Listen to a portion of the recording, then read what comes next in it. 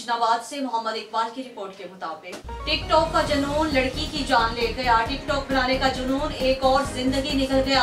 अफसोसनाक वाकया हेड सुलेमान की नवाही बस्ती में पेश आया। 23 साला सना अपनी बहन के साथ पिस्टल के साथ टिकटॉक बना रही थी। गलती से अचानक ट्रैगर दबने से गोली चल गई जो उसके सर में लगी। 23 साला सना गोली लगने से शदीद जख्मी होकर दम तोड़ गई। जवान साला लड़की की लाश सवा अस्पताल मिंशनाबाद मुंतकिल कर दी गई है। जवान साला लड़की की लाश सिविल अस्पताल मिंशनाबाद मुंतकिल कर दी गई है। पुलिस ने वाक़े पर कानूनी कार्रवाई शुरू कर दी।